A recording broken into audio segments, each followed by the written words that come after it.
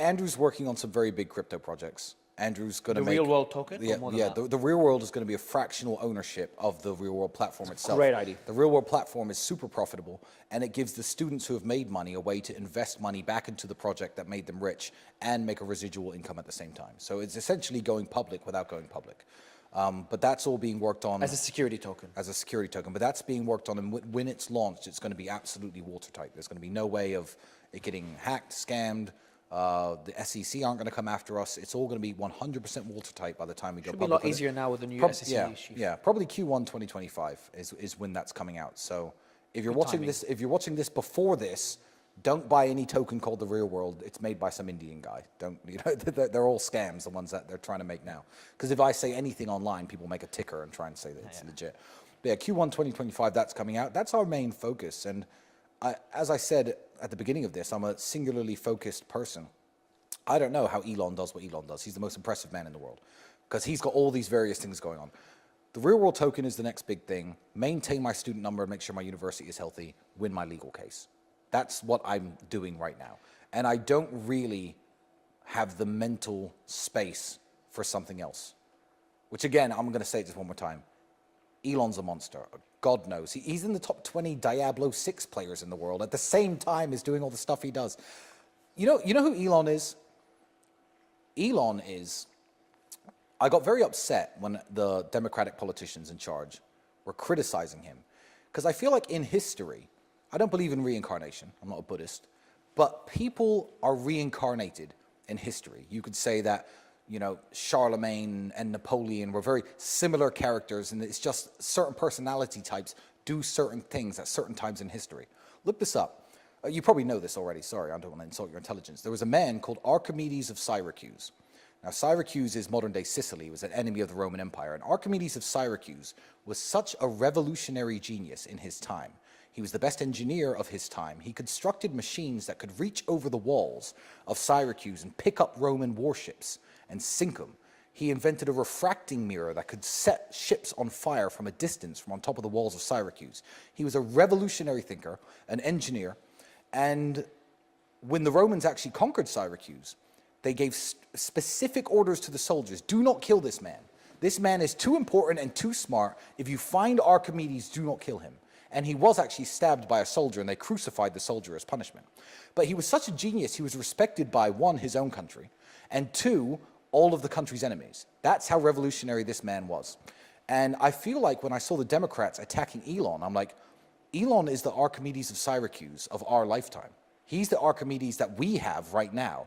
Who are you for his host nation to be criticizing him for doing what he's doing? When he thinks on levels that the journalists who criticize him could never, the politicians who criticize him could never think on this man's level.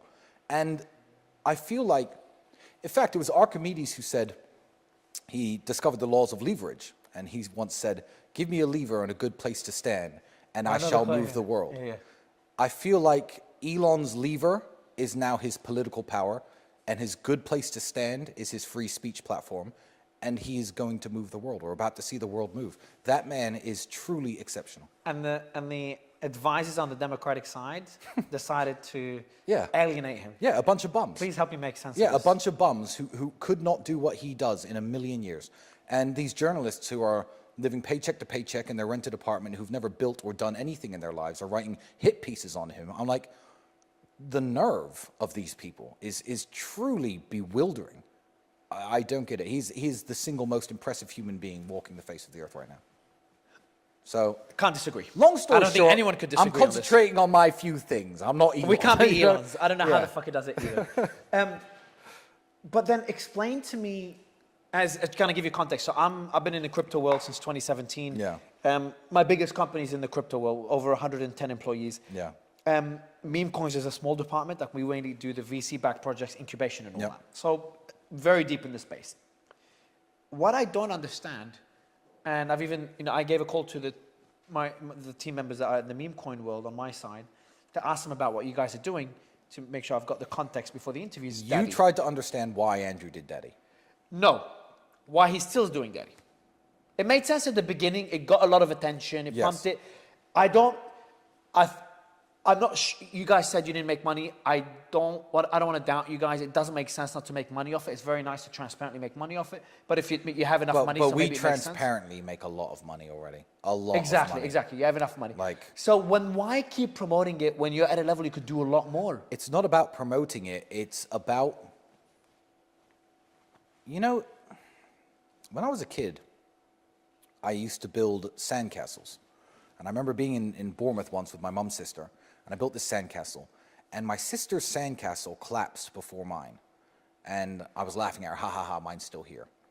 And I kind of pigeonholed that memory. It wasn't very important. But I can liken it to what Andrew's doing with the celebrity meme coin daddy.